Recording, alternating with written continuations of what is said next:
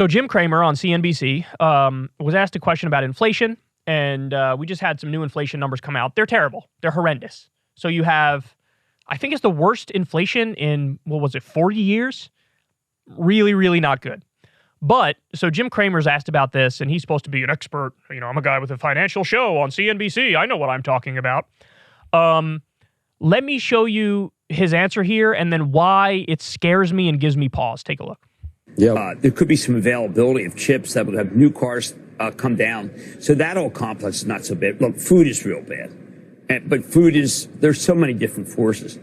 I think that gasoline's not going to be that bad because some of the things that Biden's doing. But overall, I think people are going to start making, and the market's making a case that this is the last bad number. Last bad number causes a big relief rally. Now, Joe, I think you and I both know, you see lumber down a lot. You see used cars down a lot. You've got a couple of things. Steel could be rolling over. But things are still very inflated. But I thought that the average hourly wages, it was almost like I thought it was wrong that it's down. I don't know, Joe. The market's telling you what it thinks, which is that maybe this is peak. I don't think anyone wants to believe that it's peak because we're riding this one. But I don't know. Mortgage rates up to 5.25 in like 2 weeks. I hope you're right that this is peak. Yeah, that'll bite eventually. Yeah. So here's why that concerns me. Jim Cramer is the king of wrongness. Him and Larry Kudlow maybe have never been right about anything. And they're also liars. I'll get to more on that in a second. But when you talk about inflation, the main thing it always comes back to, which is it's not really talked about it like this in the media, which is concerning and upsetting because any piece written by an expert, somebody who really knows what they're talking about, echoes this sentiment 1,000 times over, which is the main cause of inflation is the supply chain.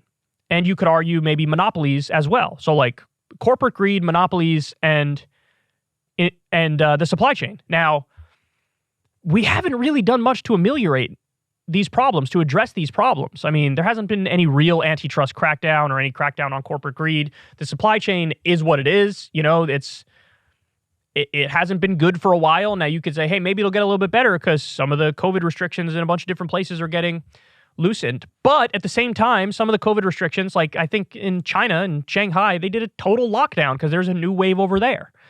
And so we do have some new variants. Now, I don't know how much of a concern those variants are. I don't know if we're going to see a gigantic spike again here in the summer or the fall or whatever.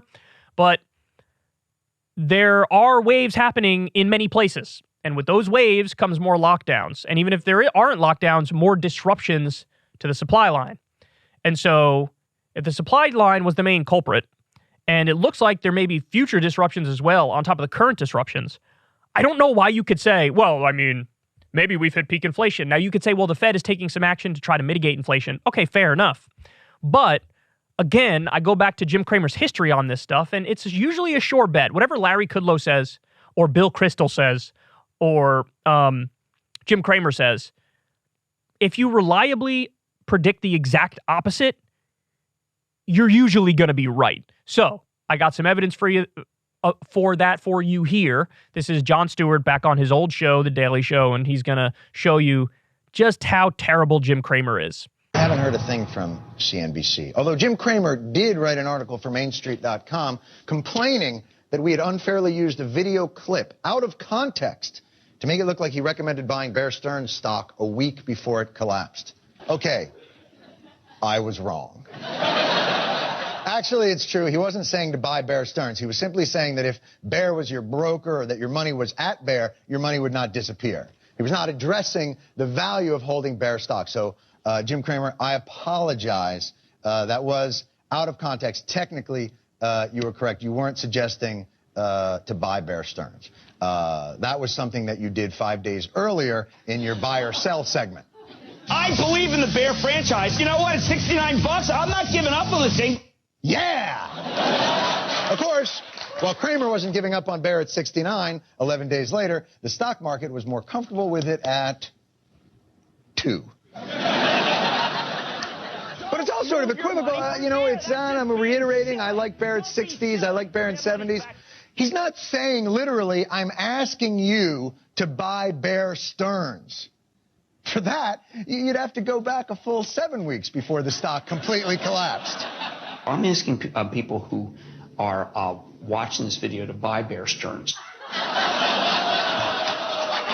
Now, that was 7 weeks before it collapsed. In the interest of context, continue. I'm asking people who are watching this video to buy Bear Stearns. Now, Bear Stearns acts much better than it should. Now, that's just intuition.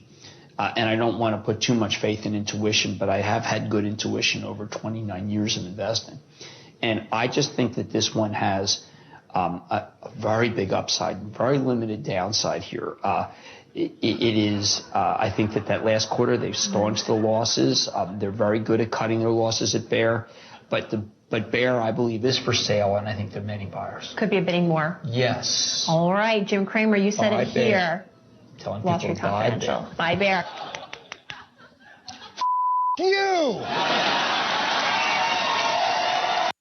Do you really want to take advice from that guy? Do you really think his analysis is going to be the one that's spot on? Look, and it's not just Jim Cramer. In a sense, I'm being slightly unfair because it's all of CNBC. CNBC is the business news network, the financial expert network. That's how they present themselves to the world. I mean, look, my mom watches it, and I always wince and cringe when I see her watching it, but she does watch it. And, like, I look at it, and I'm like, these guys are arguably worse than Fox News. You're telling me we had a subprime mortgage crisis and a great recession in 2008. And leading up to that, every single host on the network was arguing everything's going to be fine. There's no downturn coming. Don't give me that sour grapes. We're in a bull market right now, baby. Buy, buy, buy, buy, buy. Like, your only job is business news. And you're reliably and predictably dead wrong on all of it. I mean, you missed the biggest story of the era. And you had the exact wrong position. It's not like you were right, but with some caveats. No, you were just wrong. And look, you could say it's rank incompetence. That's possible. You could also say it's potentially corruption because oftentimes they would have the CEOs who were the fraudsters on Wall Street. They would come on the shows and make their pitch. And they would just treat them like, distinguished, honored guests. And we see how bad the results were. And I don't understand for the life of me why after something like that happened that, people didn't lose all trust in them. Now, maybe they did. I mean, trust in mainstream media is historically low, but it should be even fewer people. By the same token, like the lead up to the Iraq War, all the lies, all the misinformation, all the incorrect stuff, but still, who are the authoritative sources on YouTube? It's CNN, it's MSNBC, it's Fox News, it's CNBC. It's like the nightly news, all the big established corporations. And by the way, please indulge me here at the end of the segment for a second. Because I showed you guys that Daily Show clip, this video is going to be not demonetized. It's going to be copyrighted. And usually the way that works, sometimes the copyright sharks they'll literally just pull down the entire video and strike your channel. That's possible. But usually what happens is they'll just allow the video to stay up, but they just steal all your monetization for it. So if you support the show, please hook a brother up on Patreon because I didn't want to do this segment without showing you the history of Jim Cramer and showing you Jon Stewart ripping him a new one because it's just the best way to see how terrible and often wrong he's been about so many things. So anyway, if he says we've probably hit peak inflation, that leads me to believe it's probably the opposite that's true. There's probably going to be more inflation. So look, I hope I'm wrong. I mean, I was wrong about inflation early on because I was thinking about inflation through the lens of spending. Like, the big government spending, people were saying was going to lead to the inflation. And I knew that the big government spending was not going to do it because, I'm versed in Keynesianism and some modern monetary theory and the idea that spending will by definition lead to inflation. That's just not true. That's just not borne out by the evidence. But what I missed was, the supply chain crisis could actually lead to inflation. And ultimately, that's what ended up happening. So, look, I was wrong. I could be wrong again. But all I'm saying is my initial reaction watching Jim Cramer is like, whatever he says, I'm just going to believe the opposite. But look, I'll be kind and I'll say I'm just agnostic. I don't know what's going to happen. We'll have to wait and see. But I certainly would not take the word of Jim Cramer about it. If you want to see me and Crystal Ball interview legends like Noam Chomsky, Cornel West, and more, subscribe to Crystal, Kyle, and Friends on Substack. $5 a month gets you the video version a day early. Remember, we take 0 ad dollars for this podcast. Or you can sign up on Substack for free and get the audio version a day later. Link in the video description box below.